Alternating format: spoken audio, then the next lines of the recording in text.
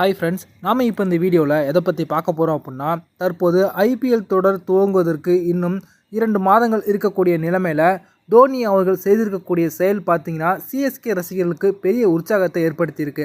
அது மட்டும் இல்லாது தோனி அவர்கள் செய்த அந்த ஒரு காரியத்தை தற்போது குறிப்பிட்டு இந்த முறை சிஎஸ்கே 6வது முறையாக ஐபிஎல் கோப்பையை வெல்ல போவது 100% உறுதி அப்படின்னு அடித்து கூறிக்கிட்டு இருக்காங்க.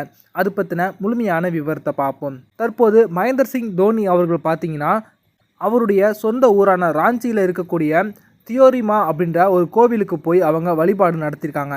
அது தொடர்பான புகைப்படம் தற்போது சமூக வலைத்தளங்களில் வெளியாகி இருக்குது. இதுதான் சிஎஸ்கே ரசிகர்களுக்கு பெரிய உற்சாகத்தை ஏற்படுத்தியிருக்கு. காரணம் என்ன அப்படின்னா, இதற்கு முன்பு மகேந்திர சிங் தோனி அவர்கள் 3 முக்கியமான கோப்பைகளை வெல்வதற்கு முன்பு பார்த்திங்கன்னா இந்த கோவிலுக்கு சென்று வழிமுறை பண்ணியிருக்காங்க. அந்த 3 முறையுமே அவங்க விளையாடிய அணி 3 பெரிய கோப்பைகளை கைப்பற்றியிருக்காங்க. இதுதான் தற்போது சிஎஸ்கே ரசிகர்களுக்கு பெரிய ஒரு சந்தோஷத்தை கொடுப்பதற்கு காரணம். அதாவது 2011ஆம் ஆண்டு இந்தியாவில் நடைபெற்ற ஒரு நாள் போட்டிக்கான உலகக்கோப்பை தொடர் துவங்குவதற்கு முன்பு மகேந்திர சிங் தோனி அவர்கள் பார்த்திங்கன்னா இந்த ராஞ்சியில் இருக்கக்கூடிய தியோரிமா அப்படின்ற கோயிலுக்கு போய் வழிபாடு நடத்தியிருக்காங்க. அந்த முறை இந்திய அணி பார்த்திங்கன்னா 2வது முறையாக 28 வருடத்துக்கு பிறகு ஒரு நாள் போட்டிக்கான உலகக்கோப்பையை தோனி அவர்கள் தலைமையில் கைப்பற்றினாங்க. அதுவும் இறுதிப் போட்டியில் மகேந்திர சிங் தோனி அபாரமாக விளையாடி ஆட்டநாயகன் விருதை வென்றாங்க அப்படிங்கிறது குறிப்பிடத்தக்கது.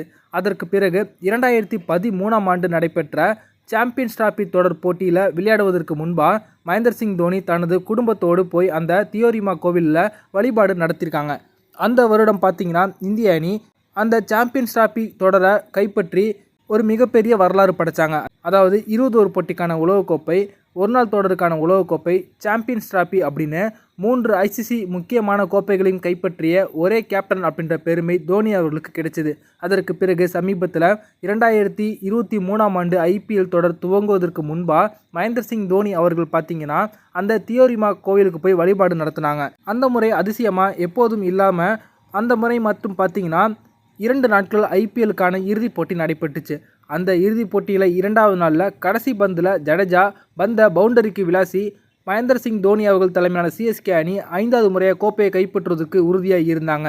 தற்போது இந்த நிலைமையில தான் மகேந்திர சிங் தோனி அவர்கள் பார்த்திங்கன்னா இந்த 2025ஆம் ஆண்டு ஐபிஎல் தொடரில் விளையாட இருக்காங்க. இதற்கு முன்பாக இவங்க பார்த்திங்கன்னா தற்போது இந்த தியோரிமா கோயிலுக்கு போய் வழிபாடு நடத்தி இருப்பது இவங்க இந்த முறை கோப்பையை கைப்பற்றுவது உறுதி அப்படின்னு தற்போது ரசிகர்கள் அடித்து கூறிக்கிட்டு இருக்காங்க.